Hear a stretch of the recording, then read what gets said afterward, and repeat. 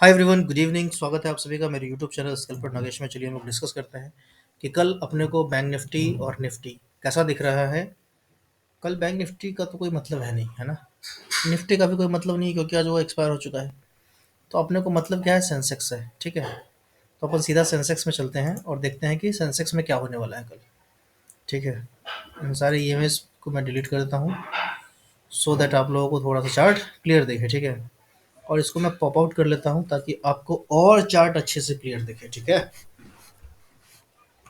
चलिए, इसको हम अपने को दोबारा है ना डिलीट करना पड़ेगा। वैसे इसका नाम क्या है, एलिगेटर, ओके। ठीक है, चलिए इसको डिलीट कर देते हैं, है ना। अब देखते हैं कि अपने को कल सेंसेक्स में क्या होने वाला है, कैसा होने वाला है, ठीक है। तो सिंपल है, जो मैं आप लोगों को बोल रहा था कि कल गैप अप या गैप डाउन हो सकता है। उसके पीछे का पता है क्या रीज़न है? उसके पीछे का यही रीज़न है कि आप देखेंगे तो मार्केट है ना एकदम ढप से है ना कहाँ गिरा है। तो एकदम बेस पे गिरा है, बॉटम लाइन पे गिरा है, सपोर्ट पे गिरा है, ठीक है।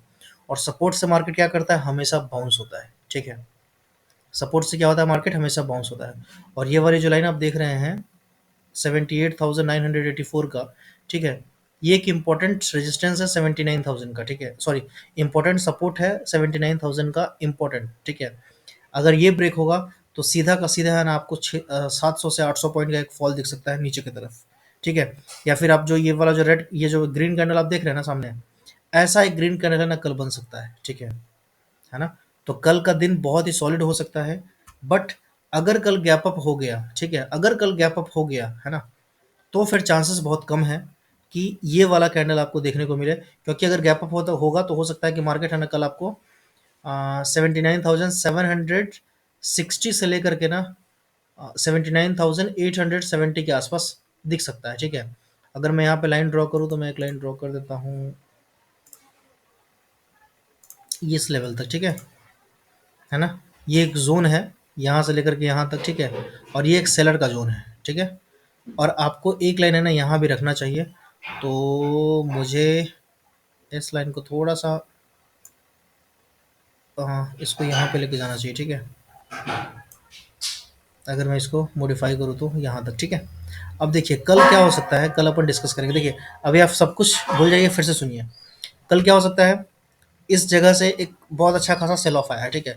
बहुत सॉलिड, बहुत तगड़ा एक सेल ऑफ आया है, ठीक है।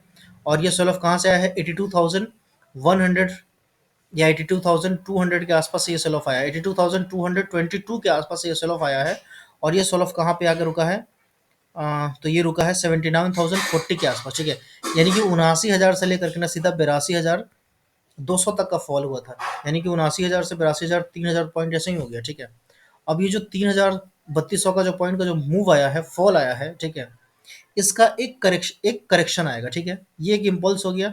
अब इसका एक आपको करेक्शन देखने को मिलेगा, ठीक है। तो कल बहुत ज़्यादा चांसेस है कि अगर गैप अप होता है तो मार्केट ऊपर जाने की कोशिश करेगा। और मार्केट है ना कहाँ तक जा सकता है, तो मेरे समझ से मार्केट कल 80,000 तक जा सकता है, ठीक है। 79,900 से लेकर के 80,000 तक मार्केट जा सकता है, सेंसेक्स की मैं बात कर रहा हूँ, ठीक है ना। और ऊपर के साइड ये कब ट्रेड करेगा वो मैं अभी आपको बताऊंगा जब अपन आवरली टाइम फ्रेम पे जाएंगे और 15 मिनट पे जाएंगे तो आपको एग्जैक्ट लेवल्स पता चलेगा, ठीक है। तो अभी हम लोग क्या करेंगे, अभी हम लोग इसको पहले आवरली टाइम फ्रेम पे चेक करेंगे कि अपने को आवरली टाइम फ्रेम पे दिख कैसा रहा है। देखिए आवरली टाइम फ्रेम पे भी अगर आप देखेंगे, देखिए इतना बड़ा सेल ऑफ हुआ, ठीक है। ये एक मेजर सेल ऑफ है ना। बट ये सेल ऑफ है ना यहीं पे आकर के रुक गया, ठीक है, थम गया।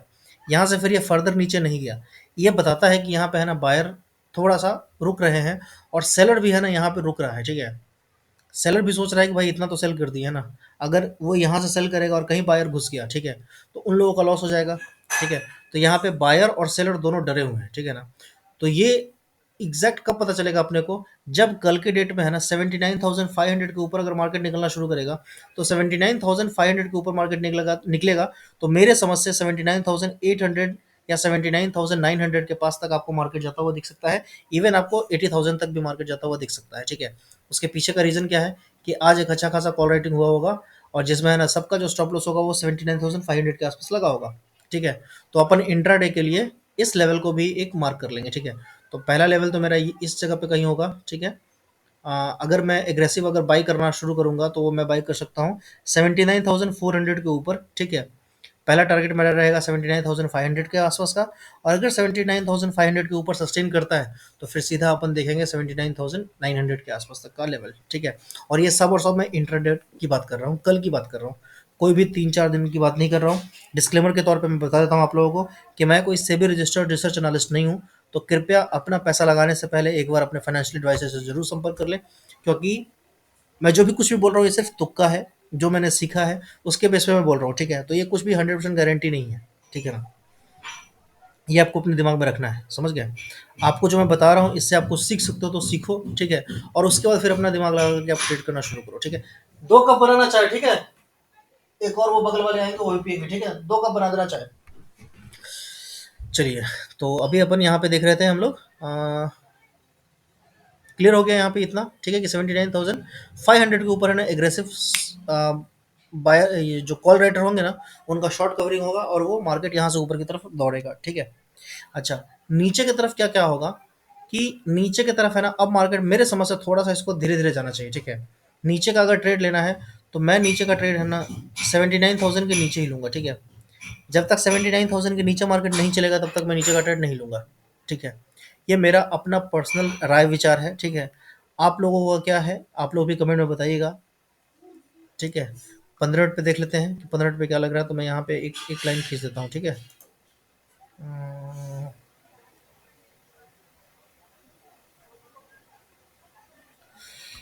एक लाइन मैं यहाँ खींच देता हूँ सो दैट, या फिर मैं 15 मिनट पे ही खींचता हूँ।